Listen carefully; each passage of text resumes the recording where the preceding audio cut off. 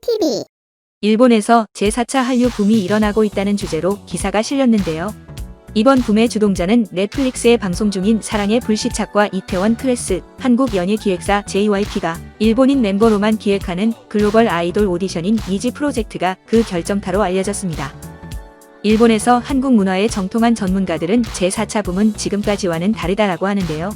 이때까지 한국 드라마는 연애 드라마로만 알려졌는데 2016년에 방영한 도깨비가 판타지지만 인간의 삶과 죽음을 응시한 작품으로 한국 드라마는 이제 새로운 경지를 모색하고 있고, 사랑의 불시착은 국가 수준의 현대판 로미오와 줄리엣으로 북한을 부정적으로 보여주는 게 아니라 액션도 멋있지만 서민의 생활을 리얼하게 그려 친근하게 인간미 넘치는 존재로 한국인도 신선했지만 일본인에게도 매력적이었다고 합니다. 한국이 이렇게 수준 높은 드라마를 만들 수 있는 이유는 첫째로 각본의 힘이라고 하는데요. 한국은 조선시대부터 칼, 힘보다 문장의 국가이며 유교의 영향도 있어 글로 입신양면하는 것을 큰 영예로 여겨왔습니다. 그리고 배우들도 연기력 없으면 얼굴이 잘생기거나 인기가 많아도 절대 캐스팅하지 않고 한국 대학의 연극영화과에서는 철학에서 고등 이론까지 갈고 닦고 습득한다고 전했는데요. 아시아에서 최초 오스카상을 수상한 봉준호 감독도 연세대에서 사회학을 전공했지만 이후 한국영화 아카데미로 입학한 후 영화를 제작했으며 봉 감독뿐만 아니라 한국인은 먼저 어떻게 살 것인가라는 목적의식이 있고 그 위에 전문성을 축적해 나가는 과정을 선택하는 사람이 많다. 라는 기사로 글을 마칩니다. 제가 이 기사를 읽고 느낀 점은 전에 이런 비슷한 한류를 칭찬하는 기사가 올라오면 조작하지 마라. 이런 기사 올리면 수신료를 내지 않을 거다라는 댓글이 많았는데 이번은 조금 달랐습니다. 아무래도 전염병의 영향으로 집에 있는 시간이 많아 한국 드라마를 보지 않았던 일본 남성들도 한국 드라마를 본 후 나온 댓글들이 많았는데요. 이 기사를 본 일본 반응입니다. 함께 보시죠. 한국 드라마가 왜 레벨이 높은가를 생각하는 것보다 일본 드라마가 왜 레벨이 낮은지 생각해야 된다. 비슷한 캐스팅, 비슷한 각본, 다채로운 카메라 워크와 조명. 남의 일에 참견할 수준이 못 돼. 한국 엔터는 작품에 들이는 노력이나 제작비의 모든 것이 일본과 많이 다르다고 생각해. 향상심은 높고 노력을 아끼지 않는 이미지. 일본은 음악 프로는 AKB48이나 자니스만 내놓으면 돼. 드라마는 지금 인기 중인 젊은 배우들로 연애 청춘만 하면 되지. 확실히 일본 드라마를 보고 오면 천지 차이야. 연기력도 비교도 안 되고 일본도 좋은 배우가 많이 있지만 못하는 애들도 많이 섞여 있어. 한국은 아역도 꽤 연기를 잘하고 일본과 비교해서 한국이 뛰어나다고 하지만 미국이나 영국과 비교한다면 별로 특별하지는 않지. 일본이 너무 촌스럽고 예능이나 드라마가 재미없어. 자숙기간에 한가해서 한류 드라마를 봤어요. 평판이 높은 도깨비부터 봤는데 만들기는 공들었지만 평가만큼 새로운 느낌을 받지 못했고 그닥 감흥을 받지 못했기 때문에 중간에 탈락. 드라마 몇 개를 더 봤는데 미생에서 당했습니다. 일본에서도 리메이크가 됐지만 전혀 분위기가 달랐고요. 한류의 규칙이 거의 없고 마음에 깊이 남아서 이것을 왜 일본에서 최초로 만들지 못했을까 아쉽습니다. 한류 엔터의 무시무시함을 여러 가지로 꼽고 있지만 역시 가장 헝그리한 거죠. 경쟁도 파워도 엄청납니다. 일본인은 기본적으로 무난하니깐요. 다른 분이 말씀하셨지만 미생이를 좋아하시는 분은 나의 아저씨도 꼭 봐주세요. 같은 분이 연출한 드라마로 처음만 참으면 훈훈해지는 인생 드라마입니다. 넷플릭스에서 볼 수 있고 2년 전 한국에서 그해 최고 드라마상을 받은 작품입니다. 참고 끝까지 보면 미생과 같은 수준의 감동이 와요. 미생은 정말 멋지죠. 격차 사회의 일본인의 마음에도 영향을 미쳐 많은 분들에게 보여주고 싶다. 저도 도깨비 포기자입니다. 지금 미생을 보고 있는데 아직 2회를 보고 있지만 완전히 빠졌어요. 올 여름 휴가에 푹 젖고 싶어요. 좋은 드라마 가르쳐줘서 고마워요. 미생의 우수함을 아는 사람이 있어 기쁘다. 오랜 한 드라마 팬에게 얘기했더니 오타쿠 취급을 받았어. 이제 넷플릭스로 그 명작을 질리도록 보고 싶어. 미생의 리메이크판도 그랬지만 같은 스토리라도 전혀 분위기가 다른 것은 각본 때문인지 아이돌을 위한 맞춤 드라마가 되어버렸죠. 아이돌이 나쁘다기보다는 스토리 속 인간상이 사실적이지 않은 느낌이에요. 한국 배우들의 연기력은 높기도 하지만 그뿐만이 아닌 황당한 스토리에도 위화감 없이 들어갈 수 있는 역시 각본인가. 사람의 마음이 무엇에 반응하는지 이해하는 스토리 전개와 교묘한 복선을 치는 방법과 훌륭한 회수. 그리고 무엇보다 배우들이 진짜 다 잘해. 그냥 드라마는 시간을 빼앗기고 한 편 놓치면 재미없어서 보지 않지만 채널 갑자기 바꿔도 한류 드라마면 그냥 잠깐 쳐다보지. 순간순간 대사 돌리기, 표정, 긴박감, 인간적인 사랑스러움이 화면에 쏟아져 나오는 느낌. 한류 드라마 초보지만 빠져버리는 게 납득이 가. 우리 동네 60살 정도의 아저씨도 푹 빠져서 매일 보고 있다고 해요. 남녀노소 불문한 매력이 있구나. 일본은 특히 TV에서 엔터테인먼트의 쇠퇴가 눈에 띄어 가창력 없는 대규모 그룹이 크게 부각되고 재미도 없는 코미디언이 사회를 맡는 버라이어티 아이돌 코미디언들이 와이드쇼에 나와 정치나 세태를 평론하지.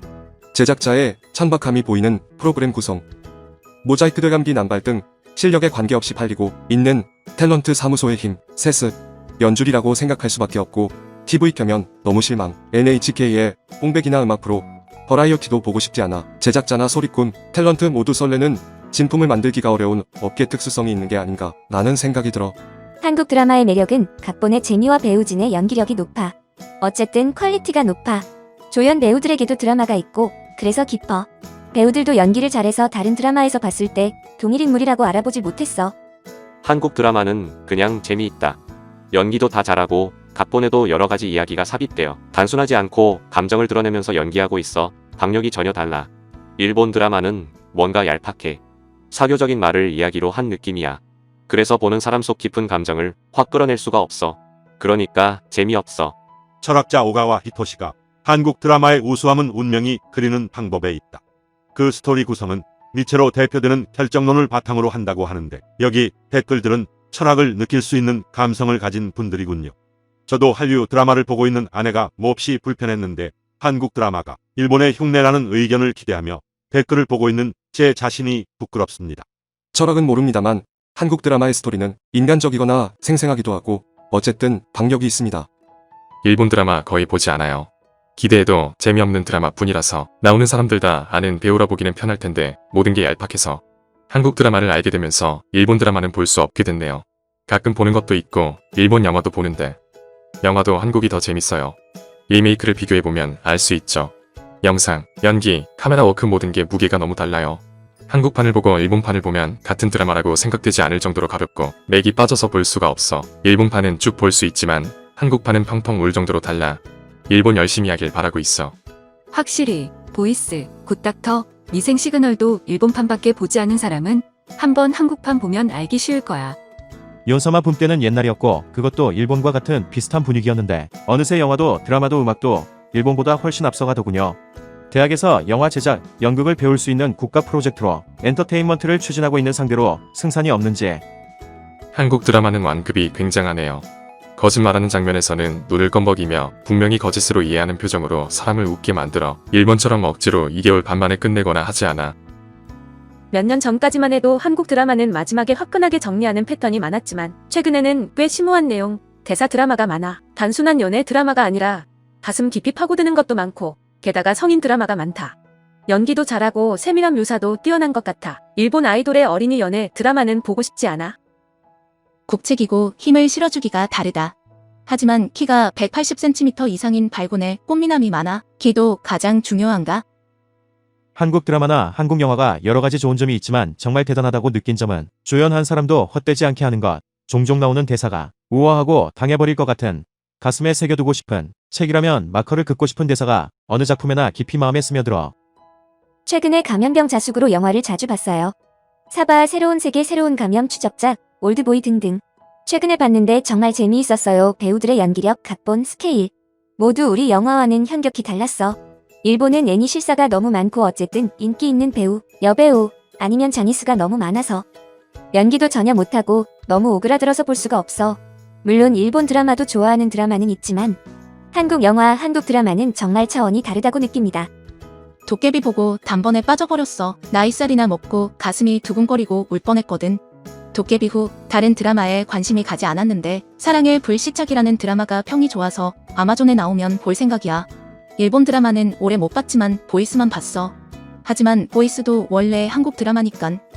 각본도 거기서 가져왔고 K-팝이든 드라마든 한국 엔터는 목숨 걸고 진심으로 만드니깐 일본 엔터는 아마추어가 가득 놀고 있고 보는 것도 심심풀이 정도 아니야?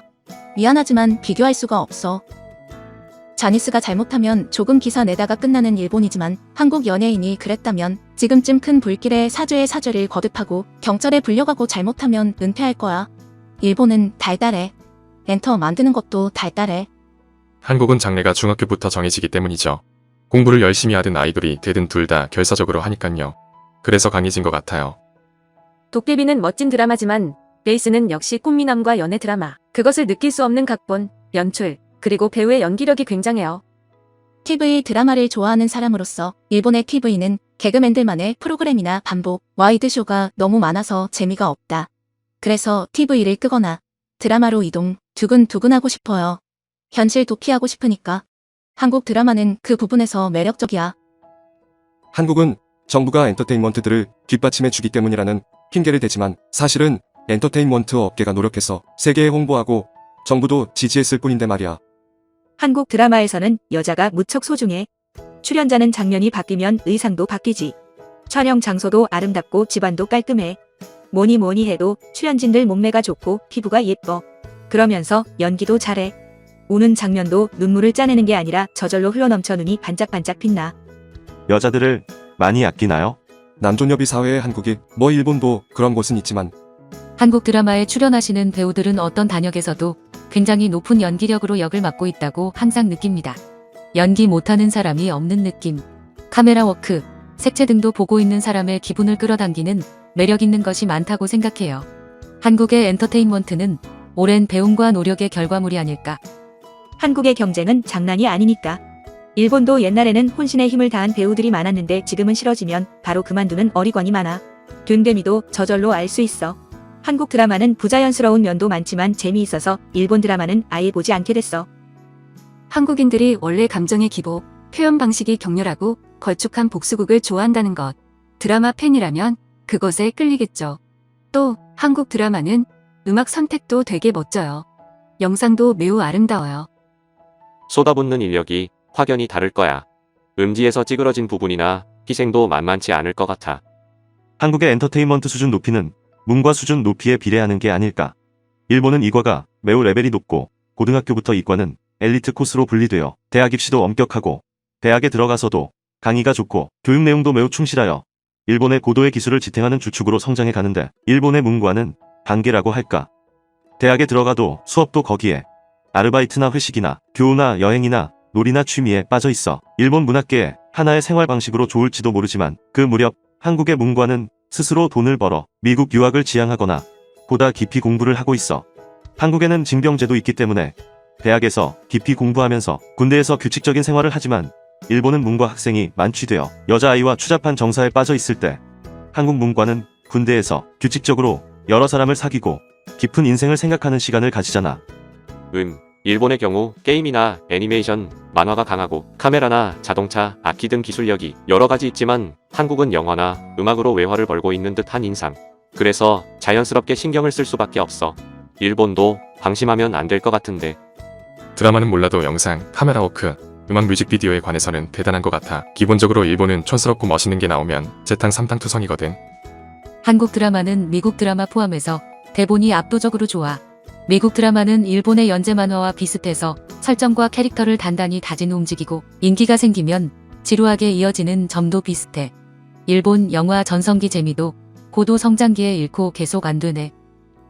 요 몇 년 동안 일본 TV 드라마 제대로 못 봤어. 궁금한 건 녹화해놓지만 결국 기대에 어긋나는 게 많아서 하드디스크 가득 차서 삭제하는 거 반복. 이제 한국 드라마만 보네. 이유는 단순히 재미있기 때문. 그리고 다 볼 때쯤이면 주인공 배우가 꽃미남으로 보일 거야 크크크. 제가 한국 드라마에 푹 빠진 건 겨울 연가였어요. 일본 드라마는 바로 호텔이다 배드신만 있어서 지겨워요. 그런 걸로 밖에 시청률을 올릴 수밖에 없는 건가? 한국 드라마는 순애보. 지난 배드신은 거의 본 적이 없고 걸쭉함이 또 재미있고 이런 줄거리는 잘 생각하지도 못했는데 하고 놀랐어. 사극도 매우 의상이 아름답고 내용도 재미있어. 일본 드라마는 15년 이상 본 적이 없어요. 버라이어티도 재미있으니까 일본 프로그램은 일기예보 정도밖에 안 보게 됐어. 일본 엔터테인먼트의 요즘 레벨이 낮아. 아키모토계, 자니즈계, 에그자일계, 코미디계, 나머지는 대기업 사무소 소속, 배우와 신인 밀어내기 등. 그래서 요즘 드라마는 대부분 재미없어. 옛날에 연극을 배우는 이웃나라 여학생을 쫓는 다큐멘터리를 TV에서 본 적이 있어. 그 여학생이 외모는 이렇게 생겨도 연기력을 높여야지 한 게 인상에 남는다. 스스로 실력 있는 연예인을 될 거라고